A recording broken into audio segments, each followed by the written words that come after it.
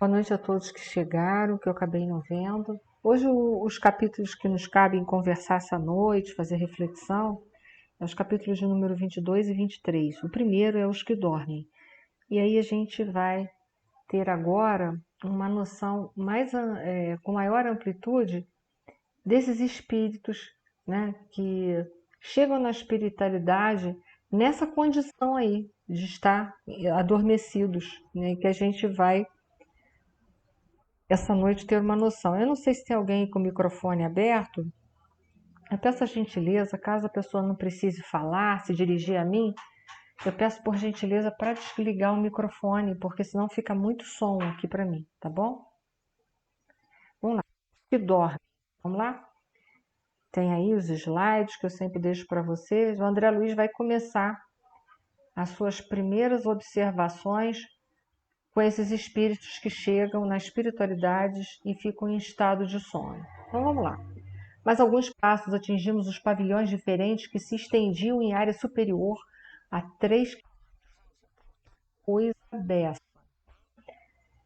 Lá dentro, contudo, as sombras se faziam mais densas. Então a gente já vê que a qualidade de espíritos que se encontram ali não são espíritos de grande evolução.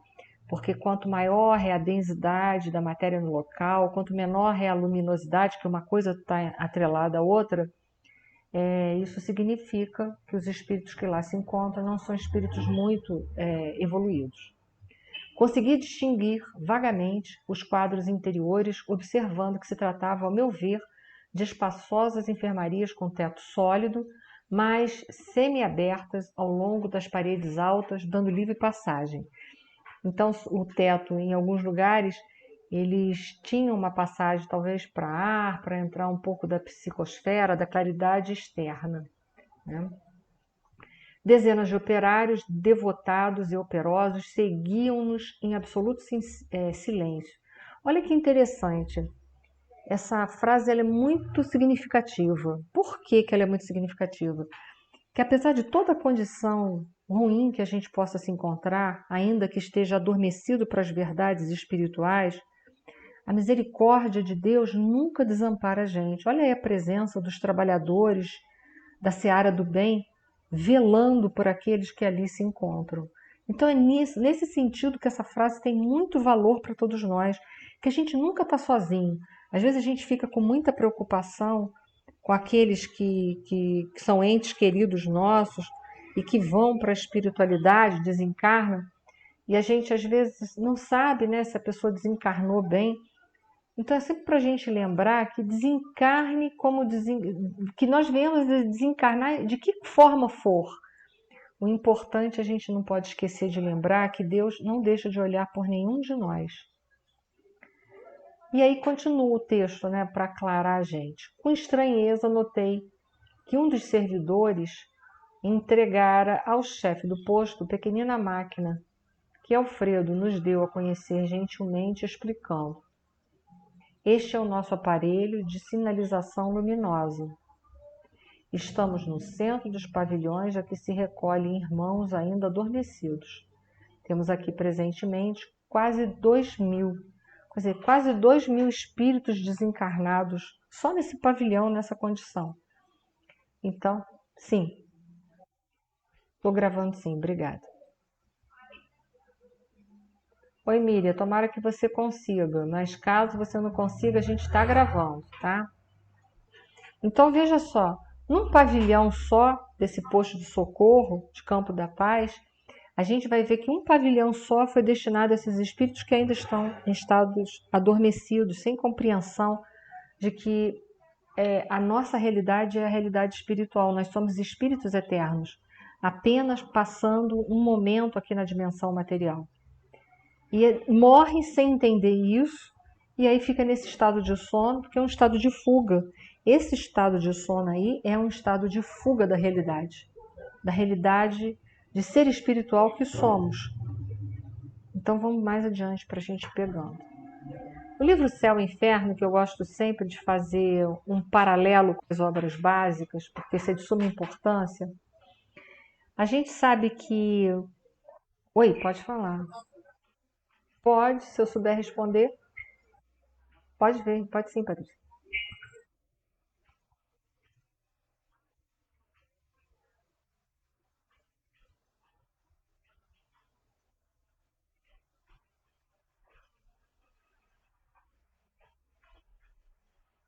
É, é possível sim. Quando uma pessoa está entrando em estado depressivo, né, que é uma fuga da realidade, você vai notar que essa pessoa ela vai dormir uma quantidade de horas mais significativas. Ou vai ficar sozinha ou vai dormir muito. É assim, para muitas pessoas o sono é uma fuga. É assim, tá? Vai lá. Quem levantou a mão? Edilene, pode falar.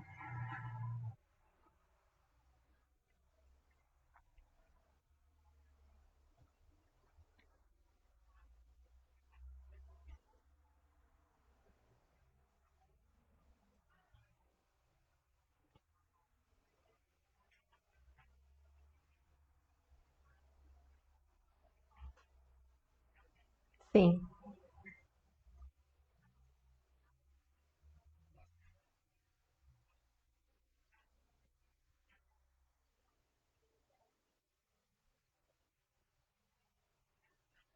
Eles atrelam muito a isso a questão da pandemia, que houve um isolamento social significativo. E veio, né, não só a depressão, mas veio também à tona muito a ansiedade. Então, a gente vai ter um período aí que vai ter que ser tratado isso realmente. Essa abstinência da vida social é complicado para todos nós. Uns lidam melhor com essa situação e outros lidam de forma muito ruim com essa situação de não ter vida social. Pode, pode haver, pode haver sim. O suicídio também. O suicídio é uma fuga da realidade. Pode sim, pode acontecer que isso aumente, sim. Por isso que a gente tem que estar sempre antenado, aqueles que a gente sabe que está passando por fases de depressão, de estar dando orientação, de estar dando suporte emocional. Isso a gente pode fazer ligando para a pessoa vez por outra. Agora, se for o caso, se encontrar com as pessoas em local aberto, porque a gente já está com a pandemia um pouco mais controlada. Então, dá para fazer, não dá para fazer o que muita gente está fazendo aí, que agora eu não sei se vocês acompanharam, mas o Covid ele deu uma subidaça nesse pós-carnaval aí, né? É isso que a gente não pode fazer.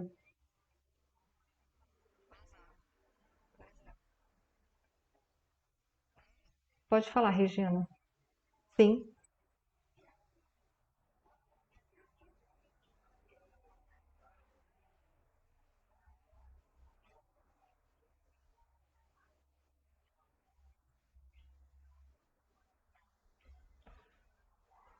A gente tem que avaliar que tem a questão da velhice, né? Na velhice, às vezes, a gente acaba dormindo um pouco mais, até por esgotamento das forças físicas.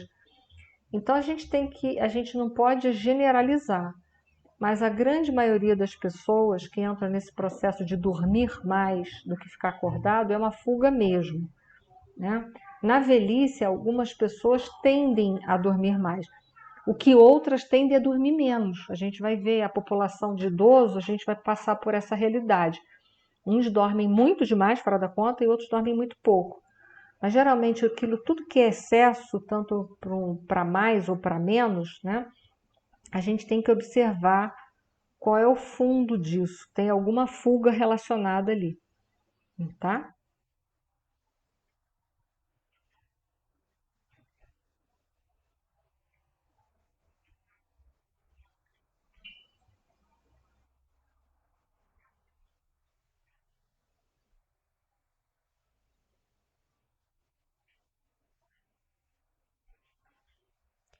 Pode ser uma mistura dessas duas coisas, um desgaste da força física pela patologia, que vai desgastando o próprio organismo, vai levando a esse processo, e a gente não pode esquecer que pode ter um processo de fuga embutido também. Não estou dizendo que tenha sempre, mas pode ter sim. Em algumas pessoas pode ter o processo de fuga. Para a gente poder avaliar isso, a gente tem que conhecer muito a personalidade da pessoa, saber como é que ela era, como é que ela está enfrentando essa doença, se ela está enfrentando com aceitação ou não aceitação, se ela tem consciência da realidade ou não tem consciência, né? Se, enfim, tem que ser visto muitos fatores. Mas o que eu quero chamar a atenção de vocês é o seguinte: lembra quando a gente falou de saúde, de doença? Quando a gente falou da doença, que as doenças, ela tem a gênese delas, a origem delas está no espírito imortal. Então a gente não pode esquecer que uma doença física, ela é apenas a consequência de um problema do espírito imortal. A gente não pode esquecer isso. Lembra que eu trouxe para vocês alguns textos aí, já tem algum tempo, de Emmanuel, acho que também de André Luiz, enfim. O que a gente não pode esquecer é que as doenças têm uma gênese no espírito imortal, né? A gente não adoece por um acaso, a gente adoece por uma causa, porque o normal seríamos que todos nós morrêssemos por falência de órgãos e de sistemas. Mas a gente não morre por falência de órgãos e sistemas, isso é muito raro acontecer. A grande maioria de nós morre por uma patologia qualquer, e essa patologia está atrelada a um desequilíbrio do espírito imortal.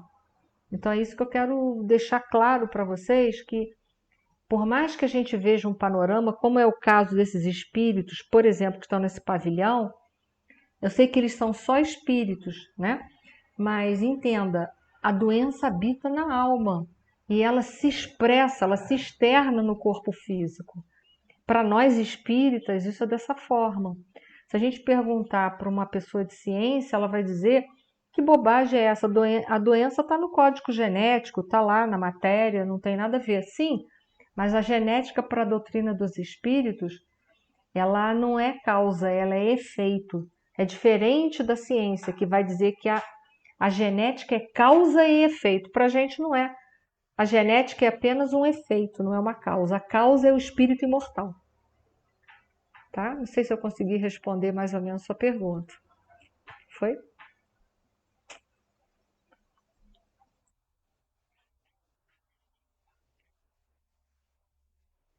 É, a gente não vai saber as particularidades, né? Se a pessoa A ou B, o que, que exatamente está se passando com ela. Porém, a gente tem que entender isso, que a gênese das doenças está no espírito imortal. Então, aquela pessoa está passando aquilo ali, não é um acaso, aquilo tem a ver com uma bagagem de vida dela, tá?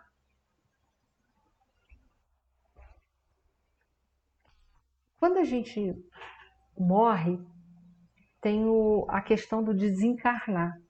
Morrer está relacionado ao corpo físico.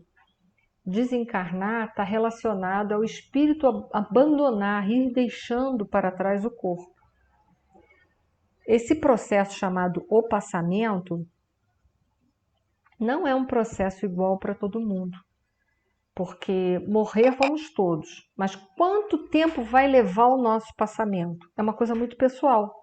Assim como encarnar é uma coisa pessoal, morrer também é uma coisa pessoal. Então, assim, quanto tempo leva para uma pessoa se desligar do corpo físico? Eu não sei. Isso depende do quanto que a pessoa está afinizada com o corpo físico. Então, não dá para a gente dizer o tempo disso daí.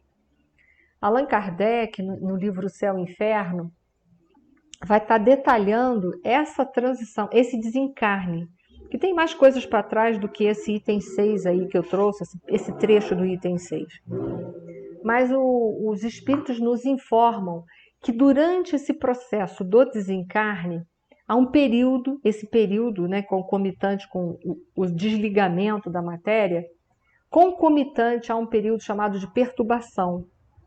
Né? A perturbação, ele coloca lá, pode, pois, ser considerado o estado normal no instante da morte e perdurar por tempo indeterminado, variando de algumas horas a alguns anos.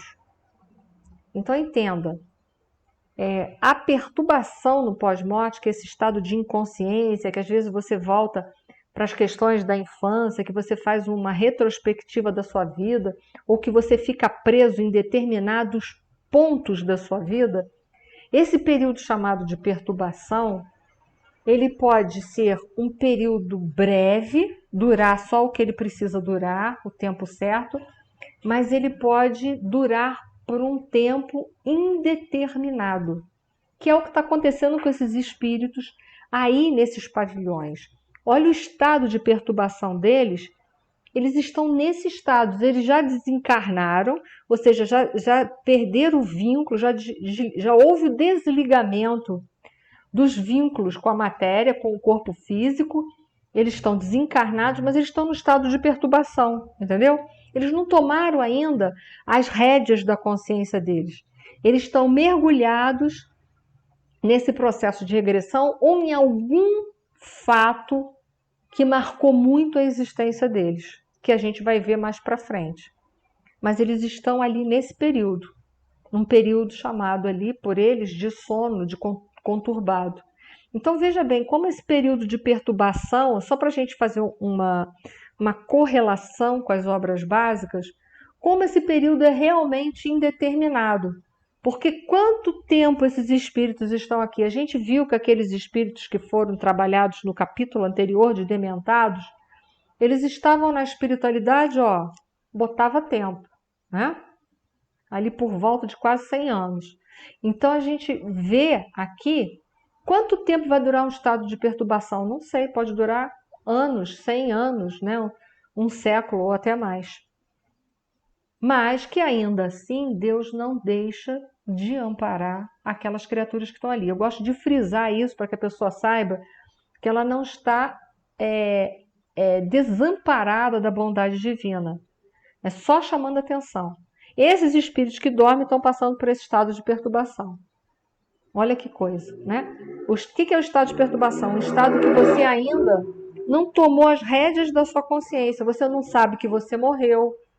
Você não tá prosseguindo com sua existência. Você está ali naquele sono, naquela inconsciência, preso a uma determinada situação, dentro daquilo, sem conseguir sair desse estado, né? Num circuito fechado. Olha que coisa interessante.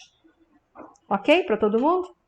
Foi só para traçar um paralelo para a gente entender.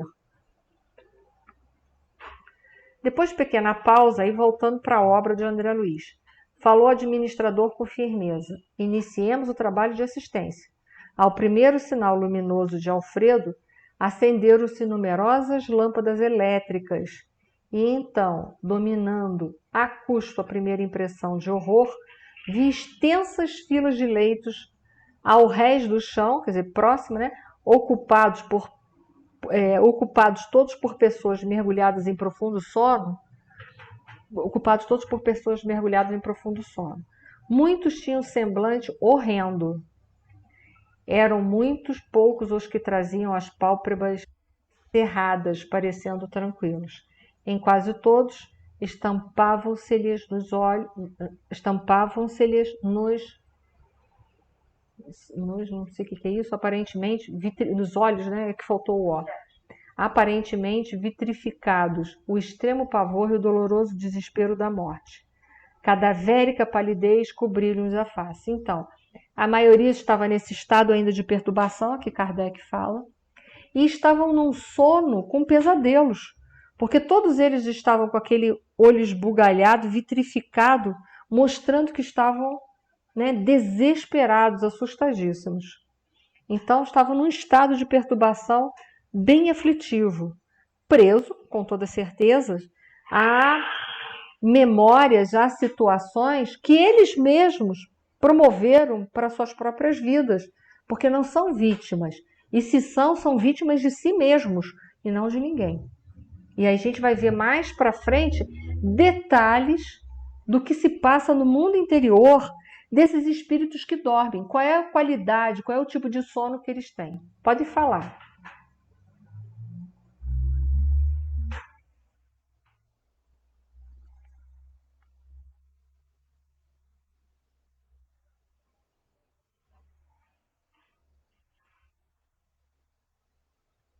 Zias, é o que eu te falei, a gente não.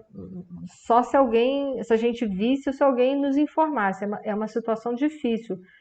Mas, em geral, os espíritos que morrem com essa tranquilidade, que a sua passagem é tranquila, em geral, eles se encontram assim também na espiritualidade. Em geral, é assim. Que tem gente que, para morrer, agoniza, né? Não quer morrer. É que vocês nunca trabalharam na área de saúde, mas é comum quando a gente trabalha em um hospital. Você já, né, Izzy? Pois é. É comum a gente ver, e tem pacientes, tem pessoas que seguram na mão da gente e dizem assim, eu não quero morrer, como se a gente pudesse segurar alguém no corpo, né? Aí você vê, essa pessoa está indo tranquila para a espiritualidade? De jeito nenhum. Agora, uma pessoa que sabe, serenamente apaga, ela está muito mais preparada do que aquela que está agonizando. Ele está dizendo assim, não me deixa morrer, não me deixa morrer, como se a gente tivesse o poder da vida e da morte, né? Mas a gente não tem. Então, em geral, a forma como uma pessoa morre vai mostrar muito também como ela fez a passagem dela. Então, é provável que a sua mãe morreu em paz, tranquilamente, né? É muito provável.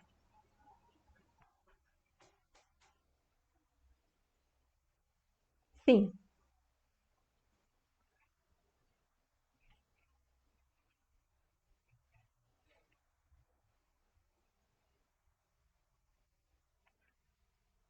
entendeu?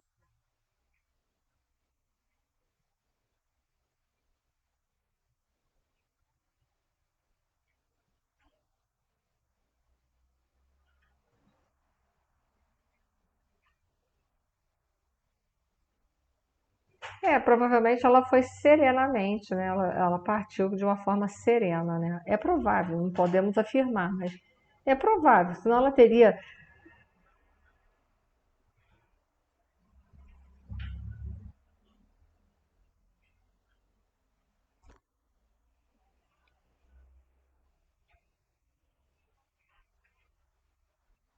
Então, você vê, já estava mais desapegada às situações da Terra. Provavelmente morreu em paz, né? Fez o que tinha que fazer e seguiu o caminho dela em frente, né? Pode falar, Edilene.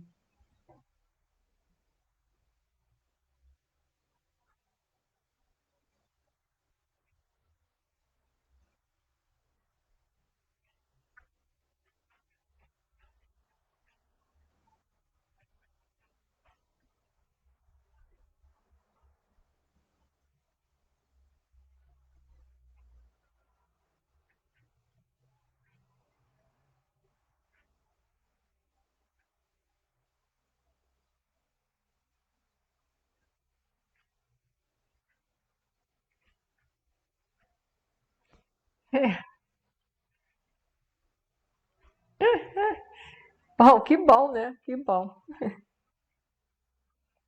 Também acho que não. A gente já morreu muito, né? Ai, Leida, tua mão tá levantada.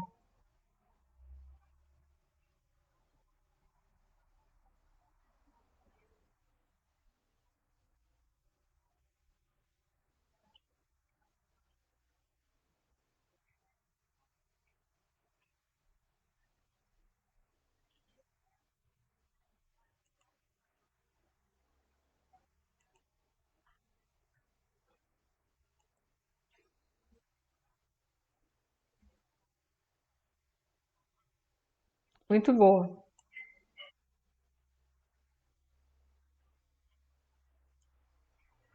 Tá ótimo. Põe sim.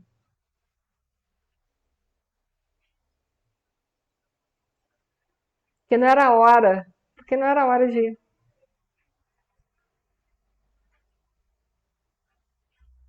É,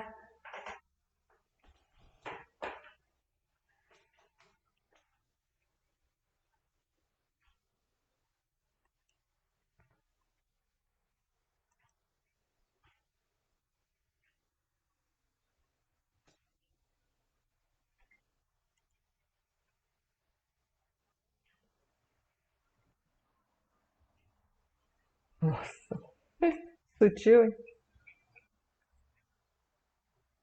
Que bom, vai ficando aí. Não tenha pressa, não. Tem tanta coisa para fazer.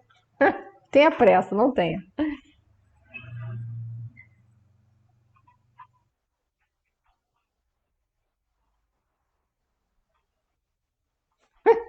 Deixa para lá. Tenha misericórdia e siga. Gente, aí continuando o diálogo deles, aproximando-se de nós outros, Alfredo falou a Aniceto em particular. Infelizmente, não podemos atender a todos. É verdade que cada um também está numa condição muito específica, né? Por quê? Indagou o nosso orientador comovido. Estamos aguardando o pessoal adestrado. Então, além de ter as particularidades, a gente tem que entender que para determinado tipo de sono de pessoas é preciso pessoas com experiência. Porque, aproveitando o gancho, né, da Edilene, ela falou que tem cada profissional de saúde que Deus me livre, né? E tem gente que é terrorista, né? Então, assim, da mesma forma, né, que a pessoa às vezes não sabe dar as notícias ou não sabe passar as coisas, a gente não deve se meter a fazer aquilo que a gente não sabe. Então, para cada caso, tem que ter uma pessoa com especialização para trabalhar, né? Por exemplo, um cardiologista não vai atender um caso de neurologia tão bem quanto um neurologista. Ele pode até no SOS quebrar um galho de uma situação, mas as especialidades vão atender melhor as patologias, as pessoas e as doenças. Da mesma forma que lá, eles têm um pessoal totalmente capacitado para lidar com determinados tipos de espíritos que estão adormecidos. Tem aqui a colaboração de 80 auxiliares para esse gênero de serviço. Entretanto, não pode cada qual atender a mais de 5 doentes de uma só vez. Então a gente vai ver que além de precisar de uma pessoa preparada, também não tem gente o suficiente para atender todos os casos. À vista disso, dos nossos 1.980 abrigados, separei os 400 mais suscetíveis de próximos despertar, a fim de submetê-los ao tratamento intensivo. Olha só, então tem que saber também a quem já está preparado para despertar. Não é chegar lá e despertar todo mundo. Há os que já estão preparados e há os que não podem despertar já, que vai ser muito doloroso e improdutivo. E os demais? Perguntou. Recebem alimento e medicação mais densos uma vez por dia.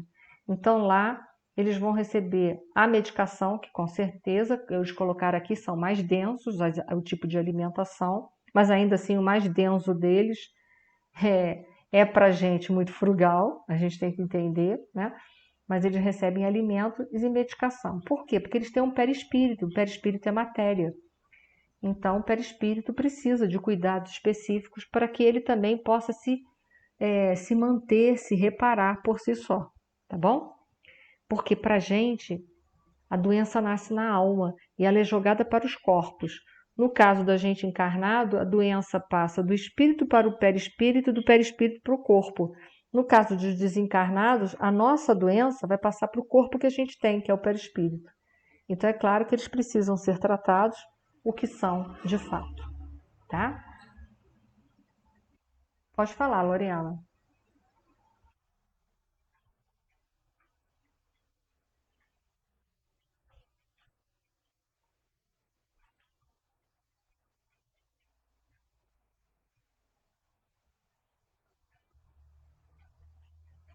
Eu acredito que esses trabalhadores dali são trabalhadores já desencarnados, mas não isenta a gente de, durante a noite, ir auxiliar essas pessoas. Só que esses daí são trabalhadores que estão desencarnados e que ficam lá full time trabalhando. Por exemplo, nós não poderíamos ficar o dia inteiro, porque a gente tem que estar encarnado, a gente tem que estar aqui na nossa dimensão. A gente pode, no máximo, à noite aprender e auxiliar, mas não tomar a responsabilidade de um trabalho desse que exige que a pessoa esteja mais tempo, mais à disposição para executar esses trabalhos, tá bom?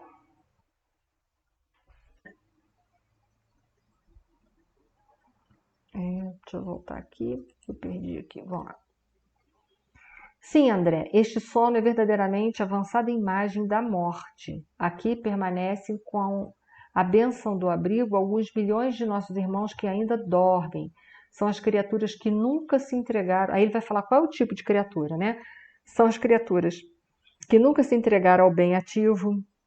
Então são aqueles que nunca fizeram nada de bom para a humanidade, apenas viveram em prol a si mesmos, né? Em torno de si, né? Bem ativo e renovador em torno de si. E mormente os que acreditaram convictamente na morte como sendo nada. Os materialistas, né? Os materialistas acham que quando morrem acontece nada, é o nada, né? Acabou tudo, né? É o fim de tudo. E aqueles também que acreditam no sono eterno, né? Que no caso, os materialistas vão acreditar no sono eterno, mas também crença na vida superior. A crença na vida superior é atividade incessante na alma. A ferrugem ataca a enxada ociosa.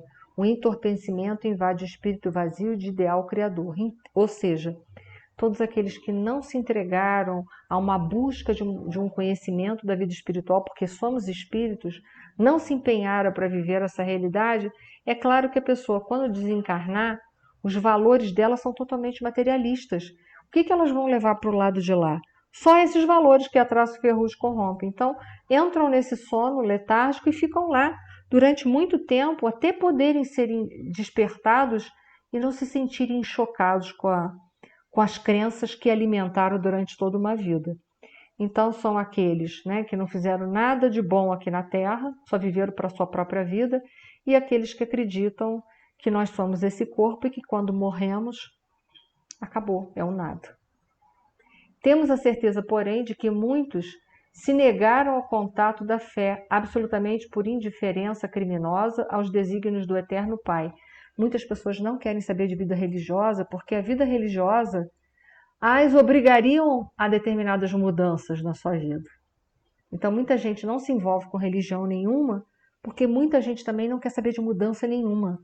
E religião, né, vai botar a pessoa de frente com ela mesma ou de frente com as leis de Deus, que são bem diferentes das leis dos homens. Dormem porque estão magnetizados pelas próprias concepções negativistas. Permanecem paralíticos porque preferiram a rigidez ao entendimento. Mas dias virá em que deverão levantar-se e pagar os débitos contraídos. Então, são aqueles que viveram só para o mundo material e que precisam de um tempo para quebrar sua rigidez.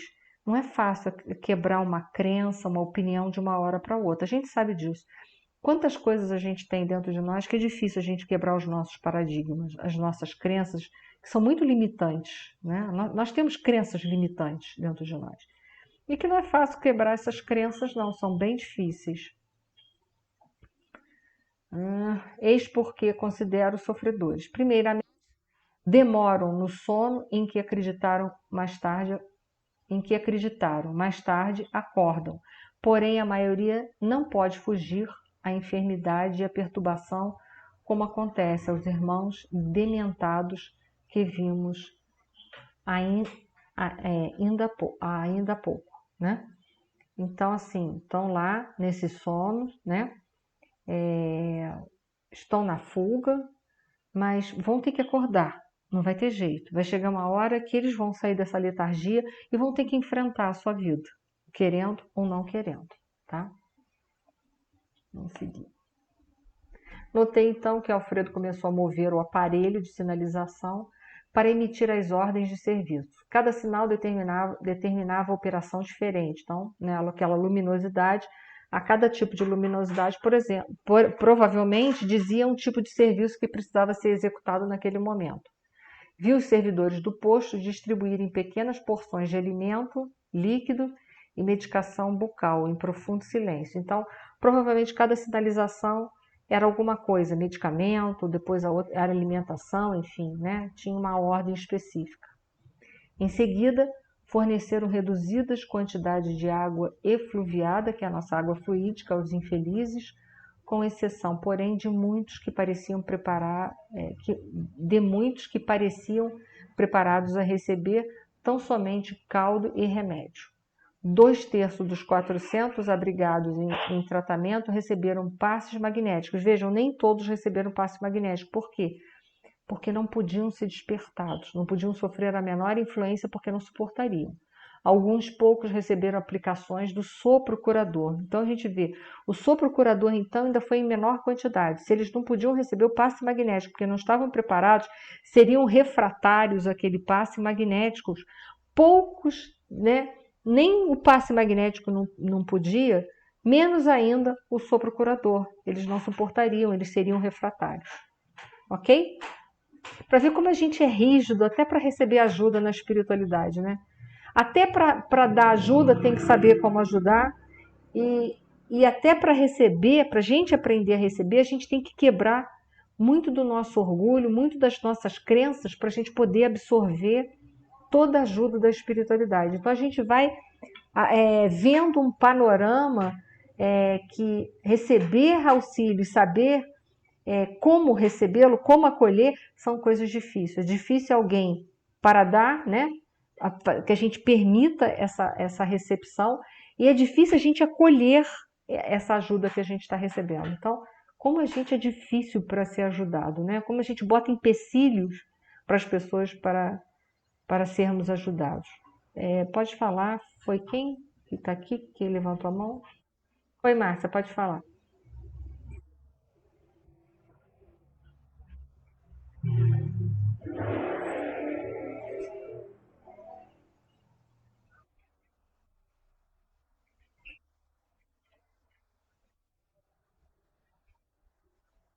Uhum.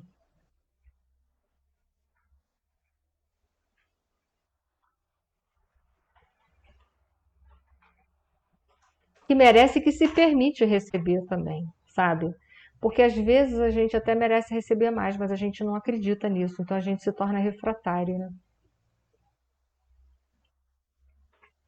Mas bem colocado, né? Então, é hora da gente fazer por onde possa receber mais, né? E também aprender a receber o que Deus está enviando para a gente. Só que isso é uma tarefa difícil, pode parecer fácil, mas não é. Quer colocar mais alguma coisa, Márcia? Eu te cortei? Esse capítulo foi, se vocês quiserem fazer algumas colocações ou perguntas, ainda há tempo, tá? Bom, nem todo sonho é um sonho, né? Muitos sonhos nossos são pesadelos. E aí a gente vai estar vendo que esses espíritos, eles estão verdadeiramente em estado de perturbação. Até porque a face deles já dizem como é o estado que eles se encontram interiormente, né? Isso aqui é só para a gente reforçar que eles estão em estado de perturbação. A gente falou isso no capítulo anterior, né? E agora, tanto o André Luiz quanto o Vicente vão ser convidados por Aniceto a dar uma olhada um pouco mais sobre o que é que aqueles espíritos ficam pensando, sonhando, enfim. O que passa na mente deles nesse estado de sono, né? Eles colocam assim, enfermos, né, desatendidos quanto ao auxílio magnéticos. Acompanhamos-lo curioso, identificando as expressões isoladas, dolorosas ou terríveis daquelas máscaras mortuárias. Quando nos encontrávamos a regular distância da zona central, o instrutor esclareceu em tom grave.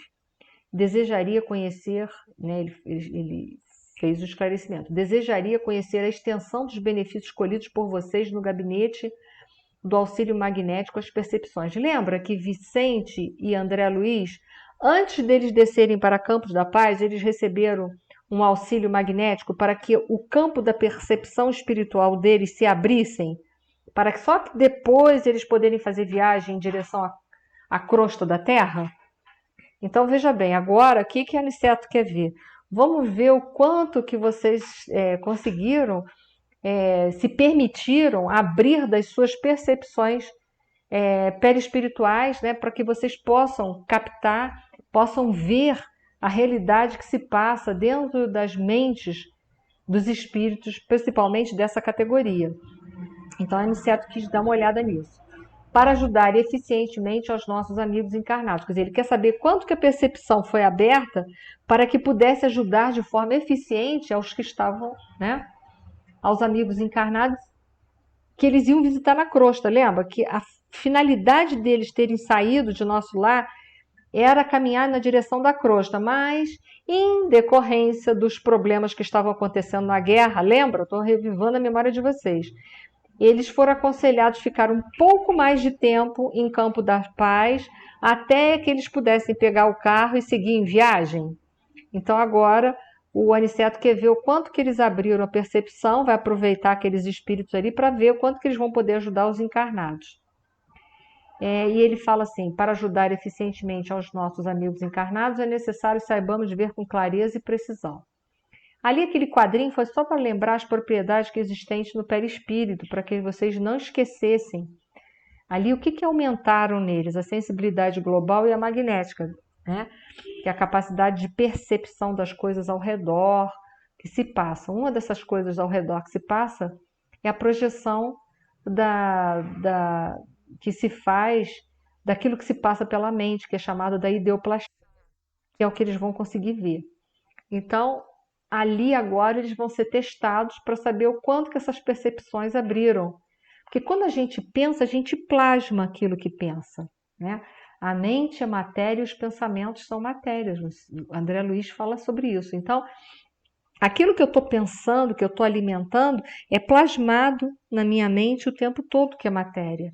Então, o que o Aniceto quer saber? O quanto que o André Luiz e o Vicente conseguem pegar dessas ideoplastias, conseguem ver o campo mental da pessoa, captar esse campo mental, saber com precisão o que essa pessoa está pensando. É interessante a gente entender isso, que essa é a habilidade que tem também alguns obsessores, não com muita propriedade, mas tem. Os obsessores nossos sabem o que a gente pensa. Não é só porque escuta o que a gente pensa, mas muitas vezes vê o que a gente está pensando. Então, é uma coisa que a gente precisa ser chamada a atenção, que não adianta falar para as pessoas, eu estou mudando. Os obsessores estão olhando para a gente, não está mudando nada, eu estou vendo aí o que tu está pensando. Né? A mudança dentro de um processo de desobsessão tem que ser uma mudança séria, porque os espíritos podem perceber os nossos pensamentos. Isso aí é a prova cabal, né? É a prova cabal. Vamos, pode falar, Edilene.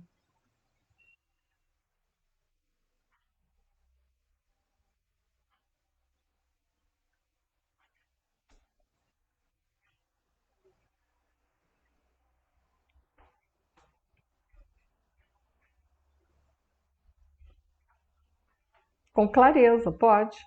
Os próprios mentores vão perceber, e se a gente não mudar de padrão vibratório, a mesa mediúnica pode ser invadida, né? Pode quebrar-se com isso. O campo de proteção daquela mesa, os obsessores invadir e tomar conta. Nossos pensamentos são percebidos, sim, durante os trabalhos mediúnicos. Por isso que a gente tem que estar em sintonia, senão a gente mais atrapalha do que auxilia num trabalho mediúnico. A gente pode atrapalhar tanto com os pensamentos, esses pensamentos podem ser tão contínuos e alimentados, que podem quebrar a barreira de proteção de uma reunião mediúnica e os obsessores tomarem conta. Então a gente tem que trabalhar assim.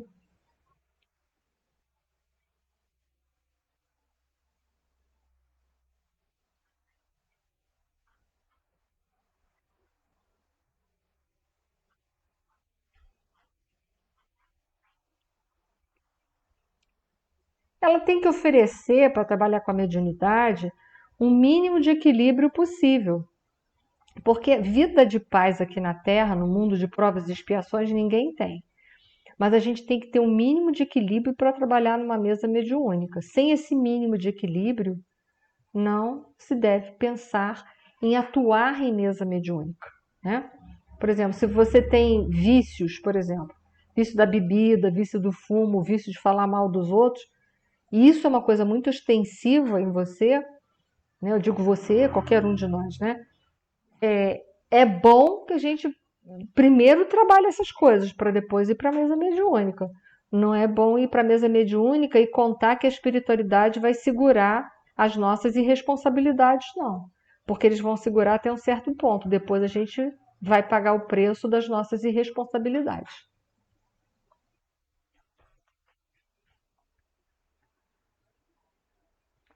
E aí eles estão no mau sono. O que é o mau sono? É o sono com pesadelos, né? Indicando os doentes imóveis, acrescentou: todos os que dormem neste pavilhão permanecem dentro do mau sono. Mas teremos, porventura, nas zonas espirituais, o que estejam em bom sono? Interrogou Vicente de modo brusco. Sem dúvida, respondeu Aniceto solícito. Temos nas esferas de nossas atividades os que repousam períodos curtos, quais trabalhadores retos, que esperam o repouso noturno com a tranquilidade dos que sabem trabalhar e descansar de consciência aliviada. Quer um exemplo vivo? Lembra quando André Luiz estava trabalhando intensamente nas câmaras de retificações, as câmaras de retificação, né? Tá certo? E ele teve que descansar Quando ele dormiu, ele se desprendeu, foi visitar a mãe dele? Então é claro, se a gente tem um reto agir, a gente vai ter um bom sono. Se a gente não tem reto agir, o nosso sono vai ser um sono perturbado. Então é claro, não são todos que estão na espiritualidade que estão tendo um mau sono, né? Tem aqueles trabalhadores, como ele falou ali, que estão tranquilos executando seus trabalhos e durante a noite, por eles terem uma consciência tranquila, eles podem ter um bom sono.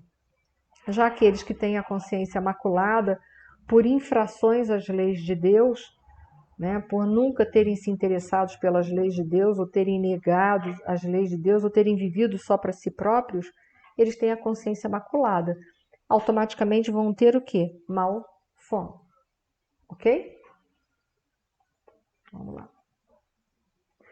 Mas esses não precisam estacionar como filhos da sombra nas construções de emergência de um posto de socorro. Em seguida, retomou o fio da lição e continuou. Quem dorme em desequilíbrio entrega-se, né? Ele ficou errado, a pesadelos, né? Então, se eu dormir em desequilíbrio, fatalmente eu poderei cair em pesadelos. Todos esses irmãos desventurados que nos cercam, aparentemente mortos, são presos de horríveis visões íntimas. E a gente vai ver que tipo de visões é essa que esses espíritos estão presos. Vejamos o aproveitamento de vocês, quer dizer, vamos ver como é que está a percepção aberta de vocês. Procedamos a observações rápidas. Antigamente, o inquérito anatômico, o exame das vísceras, as perquisições científicas nas células, também aparentemente mortas, agora a auscultação profunda da alma, a sondagem dos sentimentos, a visão do plano mental. Por que ele faz essa comparação? Porque André Luiz e Vicente, eles são médicos. Então, antigamente aqui na Terra, eles observavam todas as questões anatômicas para encontrar a doença e dar àquele enfermo o devido medicamento para que ele pudesse se curar da doença física. Agora eles estão na dimensão espiritual, o que eles têm que sondar? Agora eles vão sondar os sentimentos das pessoas, o que elas pensam, o que eles sentem, o que está dentro deles, para que eles possam auxiliar de forma mais efetiva ao espírito, ok? São campos de visão diferentes. E aí começou as observações de André. André foi o primeiro a fazer as suas narrações. A visão parecia auxiliar-me o poder de concentração. Reconhecendo que o fenômeno se acentuava, não mais lembrei qualquer objeto ou situação exterior. Estupefato, comecei a divisar formas movimentadas no âmbito da pequena tela sombria a mente dela. Surgiu uma casa modesta, de cidade humilde. Tive a impressão de transpor-lhe a porta. Lá dentro, um quadro horrível e angustioso. Quer dizer, André Luiz penetrou na realidade dela, né? Uma senhora de idade madura, demonstrando crueldade impassível no rosto, lutava com um homem embriagado. Ana, Ana, pelo amor de Deus, não me mates, dizia ele súplice, incapaz de defender-se. Nunca, nunca te perdoarei, exclamava a mulher, acrescentando em tom lúgubre. Morrerás esta noite, viu o infeliz cair exausto. Envenenaste-me com bebida mortal, exclamava ele lacrimoso. Perdoa-me se te causei algum mal. Sou pai, Ana, preciso viver para meus filhos. Não me mates por piedade. Ela ouviu com frieza e respondeu duramente. Morrerás mesmo assim. Tenho a infelicidade de amar-te, a ti que pertences a outra mulher. Então foi um caso de infidelidade. Não quiseste seguir-me e preciso vingar-me. O que essa mulher está presa? É fácil. Lembra? Quais são os espíritos que dormem? Aqueles que viveram só para si. O que é esse ato dela? É um ato de egoísmo. Aquele que vive só para si não é egoísta? Esse ato aí. Esse ato é de um amor egoísta, de um amor possessivo. Então a gente já vai vendo que esse egoísmo ele vai se abrindo, né? Essa mulher, ela achava que esse homem era dela. Mas ninguém pertence a nós, como a gente não pertence a ninguém a não ser a Deus. Então ela por amor, né? Um amor egoísmo, possessivo, estava tirando a vida de um homem, porque esse homem havia traído ela. É o caso da justiça com as próprias mãos, que muitas vezes a gente quer fazer, porque a gente acha que Deus não dá conta, ou que pode esquecer, ou que vai demorar muito, né? Rebolcando-se no assoalho, tomava infeliz. Deus sabes que estou arrependido do meu criminoso passado. Quero viver para o bem, Ana. Perdoa-me por amor do Eterno Pai. Quem sabe poderei auxiliar-te como irmão. Ajuda-me para que te possa ajudar. Não me mates, não me mates.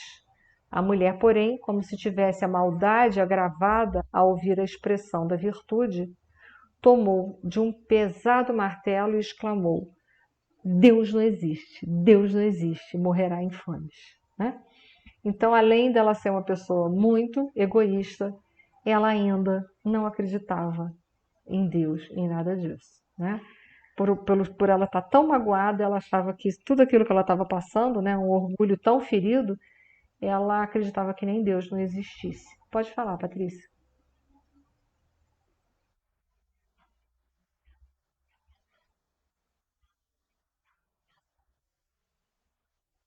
Sim, acontecendo na tela mental. Veja, o campo mental é um campo que vai projetar o perispírito. Numa outra aula eu posso até passar isso para vocês. Existe o campo mental, depois o perispírito. É o campo mental que sustenta e mantém o perispírito, tá? Só para a gente se entender em matéria de corpos vibratórios, tá? Então, na verdade, a André Luiz está olhando para o campo mental dela, que é uma tela. Tá tudo lá gravado, como se fosse um filme. Tá tudo lá, né? Na nossa mente, né? Que é a projeção da nossa consciência, tá tudo gravado. Tá lá, está exatamente tudo gravado o que fizemos. E esse é o pesadelo dessa mulher. Por que que esse é um pesadelo? Porque ele representa uma infração às leis de Deus. Não sei se eu fui muito rápida.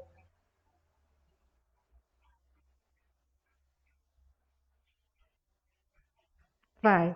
Ou se essa projeção for tão forte, ela pode sair, os nossos obsessores podem perceber. Entendeu? Ela faz uma psicosfera tão forte, é uma projeção tão forte, que isso pode ser muito exteriorizado. No caso, André Luiz está adentrando a mente dela, até porque ele tem essa capacidade. O perispírito dele foi trabalhado para que essa propriedade se tornasse mais rica, mais ostensiva nele. Então, ele está podendo adentrar ao campo mental dela.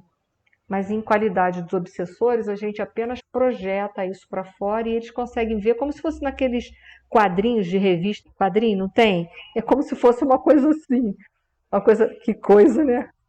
Terrível isso, né?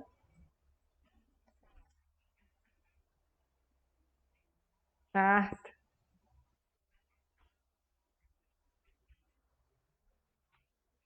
que bom, obrigada. Esse caso aqui é um caso da pena de talião, né? Alguém me fez o mal e eu devolvo o mal com o mal maior. Isso é a pena de talião, né? Ou devolvo o mal na proporção que eu julgo que foi o mal que eu recebi, né? Porque, na verdade, essa proporção é a gente que determina, e isso é uma justiça muito falha, né? Às vezes a outra pessoa me fez um mal desse tamanho, mas eu acho que o mal é deste tamanho, e aí eu faço a vingança nesse tamanho. Nosso julgamento é sempre falho, né? Então, eu botei aí, a lição de Jesus pede que nos desarmemos, né? Que possamos botar as nossas espadas na bainha novamente. Para de revidar as situações. Eu sei que é difícil, né? Às vezes quando a gente convive com pessoas que a gente não tem muita simpatia, quando a gente vê já falou, mas a gente tem que ir tentando, né? Se desarmar. Vai além, sugere, né? A lição de Jesus não é só para a gente se desarmar, ele vai além, sugere que amemos uns aos outros. Simples de entender, Jesus sabia que plantamos para colher imediatamente depois. Se pensarmos seriamente na colheita, fica fácil decidir o que precisamos plantar. Então, veja bem, se ela pensasse, que ela mais tarde responderia por esse delito, ela não teria feito. Não teria feito. Ainda que por ela tão somente, mas ela não teria feito. Mas a falta dos conhecimentos das leis de Deus, da busca do espiritualizar-se, faz com que a gente tome decisões precipitadas. O que ela fez? Como ela foi traída, ela resolveu, porque ela achou que aquilo foi algo tão ruim para ela, que ela, já que ele não era dela, ele também não ia ser de mais ninguém. Ela resolve matá-lo. Você vê, não é? É por muito pouco que a gente tira a vida de uma pessoa. Aliás, tirar a vida de uma pessoa nada justifica, né? Mas ela tirou a vida dos outros só porque aquele outro não pôde amá-la. Como se o amor fosse uma obrigação. Como? Nem nós não podemos nos obrigar a ninguém. Por que as pessoas são obrigadas a nos amar? Nós não podemos ter essa obrigação porque nós não damos conta, mas nós queremos que as pessoas deem conta dessa obrigação. Olha que coisa incoerente que nós somos, né? Nós somos pessoas incoerentes. E o pano de fundo ali, né? Vai acontecer, vai mostrar um processo obsessivo se desenrolando logo em seguida. Por quê? Porque todos nós temos telhados de vidro. O nosso telhado acaba quebrando quando a gente decide se vingar. A vingança é como uma pedra que a gente joga na nossa própria proteção, no nosso próprio telhado, né? Segui a mulher que me pareceu inquieta e pensativa. Antes, porém, que depusesse o carrinho no extenso quintal, né? Porque ela levou o corpo, jogou na linha do trem, né? Só revivando, né? Vi que arregalava os olhos com loucura, cercada de seres que me pareceram bandidos de negras vestes. Quer dizer, ela infringiu a lei, ela ficou descoberta. Então, naquele exato momento, ela abriu a brecha, se desprotegeu completamente, ficou à mercê de obsessão. Então, para que a gente faz isso, né? Era ela agora que acusava estranha embriaguez de pavor. Vencera um pobre homem vigilante, mas, ao meu ver, seria vencida por seres mais perversos, talvez que ela própria. Acudam-me, acudam-me, gritava ela, né? E continuava a cena em que a desventurada golfava súplicas em vão. Mas agora ela estava dentro daquilo que ela mesma plantou para ela. Quem com ferro fere, com ferro será ferido. Quando a gente age pela pena de talião, pela vingança, a gente fica totalmente desguarnecido da misericórdia, né? A gente se coloca à margem dessa misericórdia. Não que a misericórdia do Pai nos visite, nos visitará sempre, mas a gente é que fica distanciado disso. Por isso que a gente diz que quem com ferro fere, com ferro será ferido. Porque a gente mesmo se desprotege, a gente mesmo se deixa exposto. Pode falar, Patrícia. Boa noite, Eduardo. Boa noite. Eu também já estou terminando. Pode falar.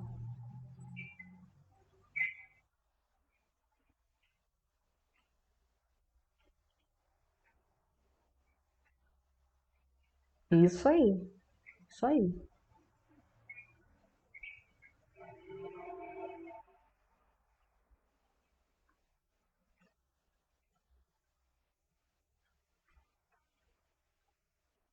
Exatamente, foi muito boa a tua colocação.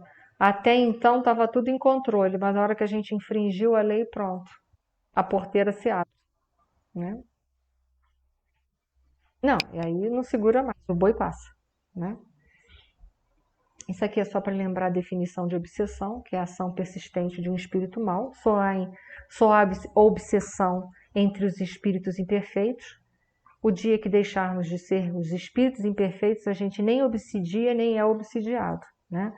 A obsessão é típico comportamento de espíritos imperfeitos. E o não julgamento, só para terminar, eu peço a vocês mais um minutinho. Se Ana estivesse no mundo, ao meu lado, na família de sangue, não desejaria auxiliá-la, ele começa a ver, ele não julga aquela mulher, ele tem uma atitude de misericórdia, né? Porque ele vê uma mulher enferma, ele não vê uma mulher cruel, né? Por que haveria de acusá-la se não lhe conhecia o passado? E a verdade, a gente não pode julgar a pessoa, a gente não conhece toda a vida dela, desde quando ela foi criada por Deus até o momento.